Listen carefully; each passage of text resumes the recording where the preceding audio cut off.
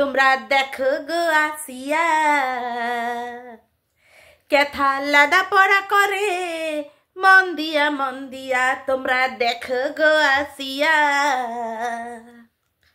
কেথা পড়াশুনো করে গো মন দিয়া তোমরা কারা বলেছিলে পড়াশুনো করার কথা? দেখো আজকে পড়াশুনো করছে, খাতা কলম দিয়ে লিখছে, মুখ দিয়ে উচ্চারণ করছে গো করছে।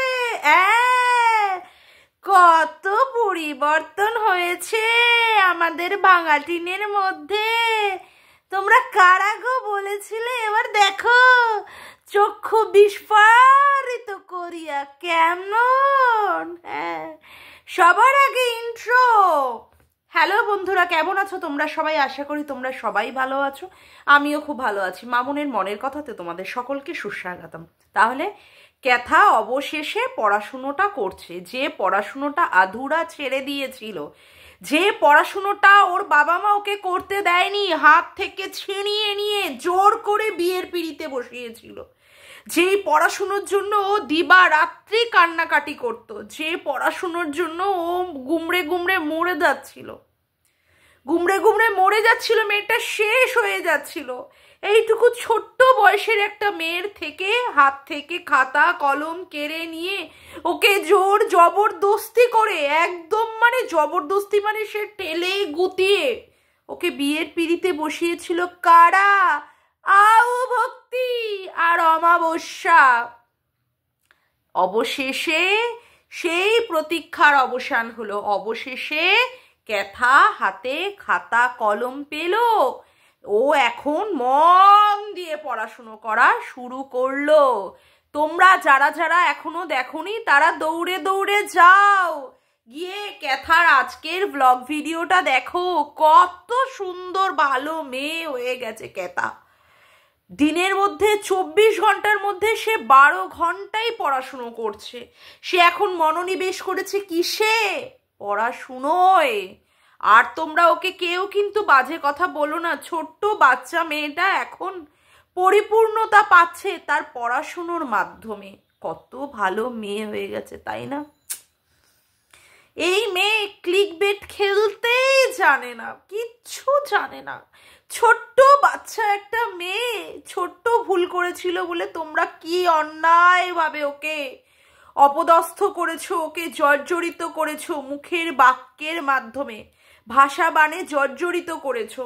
সেই ছোট মেয়েটা আজকে ঘুরে দাঁড়িয়ে দেখাচ্ছে তোমাদের কিভাবে ঘুরে দাঁড়াতে হয়, কিভাবে ঘুরে দাঁড়াতে হয়। ক্লিকবেট খেলতে জানে ক্যাথা। তোমরাও পারো বটে। এই সবাই মিলে তোমরা কিন্তু ক্যাথার পিছনে একটু কম লাগো। লাগতে লাগতে ক্যাথার ওজনটাকে তো মায়েরি 80 কেজিতে পরিণত করেছো। আর কত কেজিতে চাও তোমরা? শেষে কিনা ও 100 উপর গিয়ে 150-50 হয়ে ফুটবলের মতো ফেটে উড়ে একদম কোথায় চলে যাবে সেটা চাইছো? এই রকমের মন মানসিকতার লোক তোমরা। ধিক্কার জানাই তোমাদের মানসিকতাকে, ধিক্কার জানাই একদম।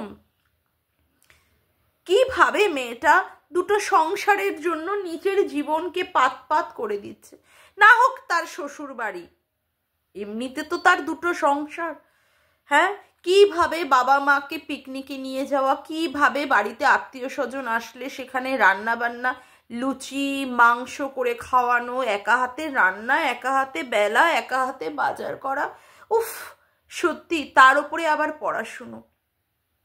সত্যি বলতেই হচ্ছে এই রকম মেয়ে যেন প্রত্যেকের ঘরে ঘরে জন্মায়। এত সুন্দর মেয়ে, তাই না বন্ধুরা? একদম। দাঁড়াও আমি একটু মুডটাকে ফ্রেশ করে আসি। তাহলে ক্যাথার পড়াশুনো কারা কারা এনজয় করেছো? কারা কারা দেখেছো ক্যাথা মন দিয়ে পড়াশুনো করছে?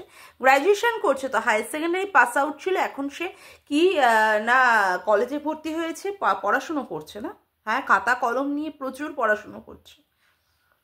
কিসের পড়াশোনা হচ্ছে ওগুলো? হিসাব। বাড়ির হিসাব করছে, কোন মশলা, কোন মুদি মশলা কি কি এসেছে তার হিসাবের লিস্ট করে আমাদেরকে দেখাচ্ছে, সেটাই বলছে পড়াশুনো। এই মেয়ে নাকি আবার ক্লিকবেট খেলতে জানে না। তোমরা কারা বলো তো? কারা একে বলো? ছোট্ট খুকি, কচি কুকি ক্লিকবেট খেলতে জানে না। মারি তাই নাকি? সত্যি দেখো তো কি সুন্দর ক্লিক বেট খেলছে। হ্যাঁ, কিছু মুদি মশলার ফর্দের লিস্ট করছে, তার হিসাব নিকাশ রাখছে, সেখানে বলছে পড়াশুনো। মানে কি মনে হয় আচ্ছা মতো কেলিয়ে বারে ওর এই সমস্ত ন্যাকা চৈতন্যগিরিকে যদি ছুটাতে পারতাম না, তাহলে কিছুটা শান্তি লাগতো। হ্যাঁ, কিছুটা শান্তি লাগতো। শালা বজ্জাত অসভ্য মেয়ে মানুষ কোথাকারে।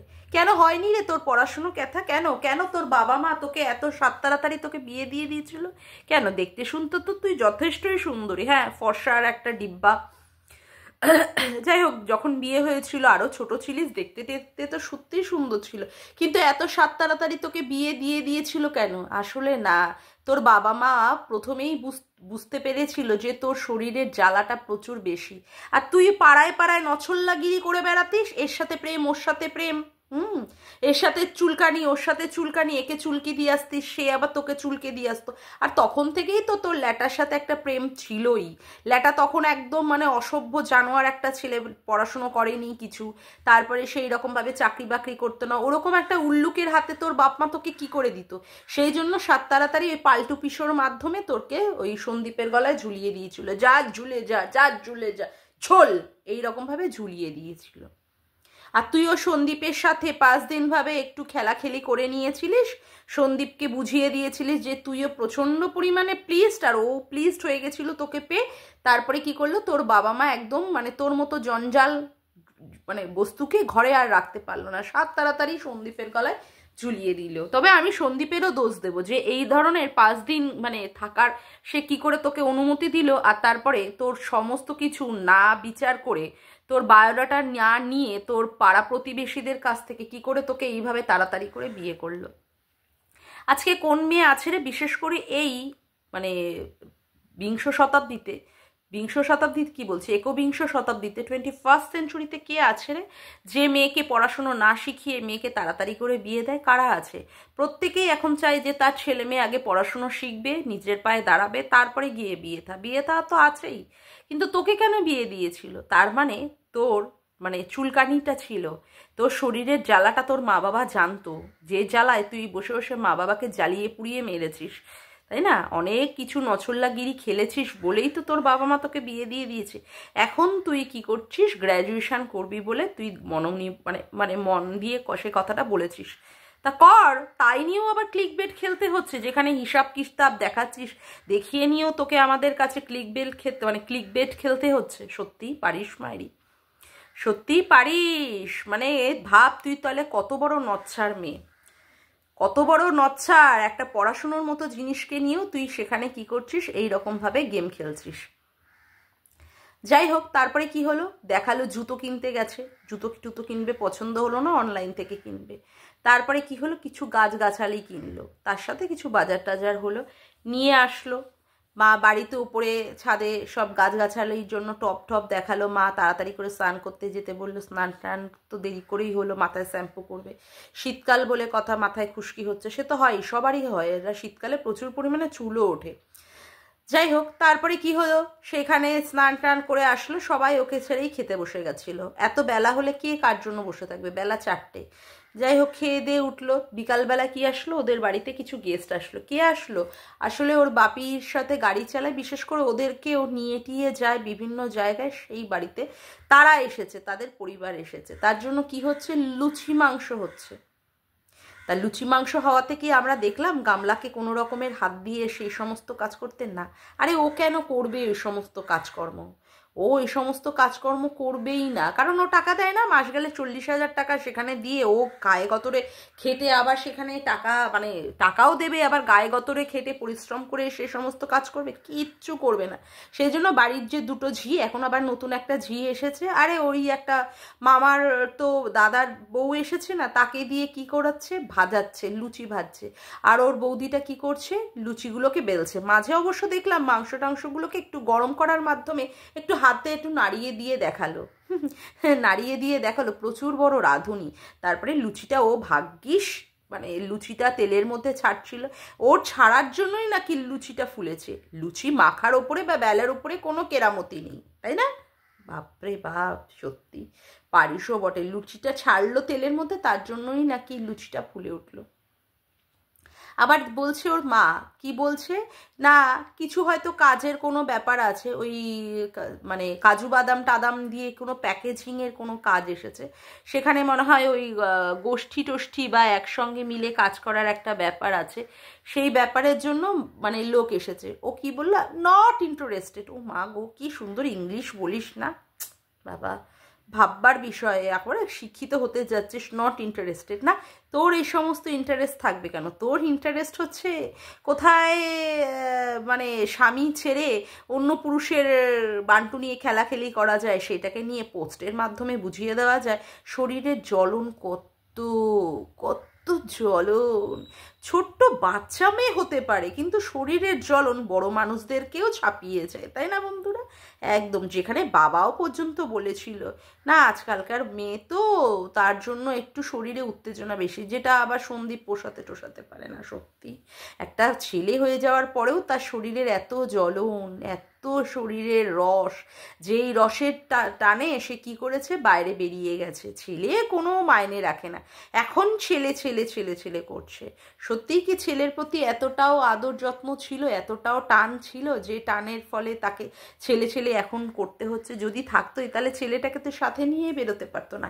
সেই সময় সাথে নিয়ে বেরোলে তো একটা বিশাল বড় বোঝা। মা করবে প্রেম, এখানে ওখানে ঘনায় ঘোড়া রসে রস পান করতে যাবে, তা ছেলেটা কোথায় থাকবে? ছেলেটা থাকার, আর ছেলেটাকে টেক কেয়ার তো ওর নিজের মা মানে অমাবস্যা দেবী তো কিছুতেই করবে না। তারপরেও বড় ওই তার কাটা আত পাগলা এক দাদা আর বৌদি, ওদের কাছে ভরসা করে ছেলে রাখার কোনো মানেই হয় না।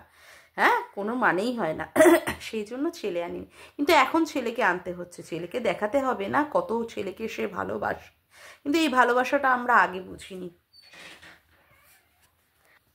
কালকে ম্যাডাম মানে সঙ্গীতা ম্যাডাম লাইভে একটা কথা বলেছেন যে যদি ভাঙাটিন ছেলের কাস্টাডির জন্য কোনো রকমের মামলা টামলা করে এবং সেখানে যদি সন্দীপ বাধ্য হয় ছেলেকে নিয়ে যাওয়ার জন্য, এবং আবার তারা পুরনো তিক্ততা ভুলে গিয়ে, পুরনো অতীত ভুলে গিয়ে যদি আবার দুজন অর্থাৎ ভাঙাটিন এবং সন্দীপ যদি সন্তানের খাতিরে আবার যদি মিলমিশ হয়ে যায়, হতেই তো পারে এরকম। হ্যাঁ, সম্ভাবনা তো অনেক কিছুই থাকে। হ্যাঁ, দুজন দুজনকে হয়তো আবার অ্যাকসেপ্টও করে নিল, বা দুজন দুজনকে আবার ওই সামনাসামনি গালাগালিও দিতে পারে, অনেক কিছুই হতে পারে। এখন কি হবে না হবে সেটা তো ভবিষ্যৎ জানে না, সেটা ভগবান জানে। তবে হ্যাঁ, একটা কথা আমি সবসময়ের জন্যই মানি, যে বাচ্চাটার জন্য যদি সন্দীপকে বা ভাঙাটিনকে দুজনকে এক হতে হয়, যদি এক হতে হয় তবে ভালো, এক হওয়াটাই হয়ে যাওয়াই ভালো, কারণ সন্তানের ভবিষ্যৎ নিয়ে কথা যেখানটায়, তো অবশ্যই সেটা ভালো। কিন্তু এত দিন ধরে যা কাদা ছোড়াছুড়ি হয়েছে, তবে হ্যাঁ, যে পরিমাণে কাদা ছোড়াছুড়ি হয়েছে, কাদা ছোড়াছুড়ি তো কম হয়নি। তারপরে সন্দীপকে 498-এর এর মতো কেস দিয়ে তারপরে কিছুক্ষণ লক আপ করিয়ে রেখে তারপরে সন্দীপও বলেছে যে থুতু ফেলে সে থুতু সে চাটে না, এই ধরনের দুজনই দুজনকে বলেছে। তবে হ্যাঁ, ভাঙাটিন যা করেছে, শ্বশুরবাড়িতে থাকাকালীন, বরের সাথে সংসারে থাকাকালীন যেভাবে অন্য পুরুষদের সাথে হেক্স করে, হেক্স চ্যাট রেখে দিয়ে, বা সেটা স্বামীর হাতে পড়ে গিয়ে যে সমস্ত চলেছে, তারপরে আর নতুন করে সেই সমস্ত অতীত ভোলা হয়তো বা দুজনের পক্ষেই অসম্ভব।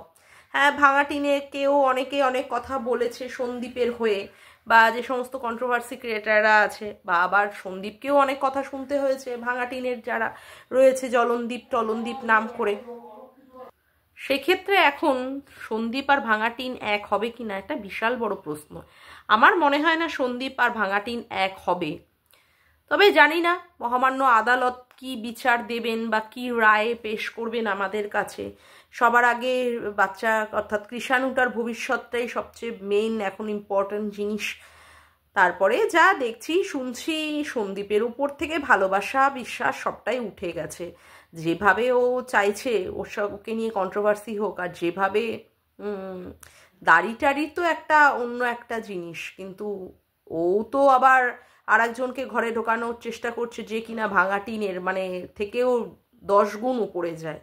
তো জানা নেই এখন কি হতে চলেছে বা কি হবে, তবে আশা করব যাই হোক, বা কৃষাণুর জন্য যেন ভালো হোক, কৃষাণুটা যেন ভালো থাকে, এটাই সবসময় আশা করব। আর একটা জিনিস দেখলাম, মানে শিলাদেবী আর নিরঞ্জন বাবুর একটা চ্যানেল খুলেছেন, ঠাম্মি আর দাদার লাইফস্টাইল, অবশ্যই আমি কালকে একটু দেখেছি। দেখার পরে দীপ্তিদি বলার পরেই গেলাম ওটাতে, দেখলাম যে ওই মানে অনেক ভোরের থেকে সেই কল চাপা থেকে শুরু করে সেইগুলো দেখাচ্ছে।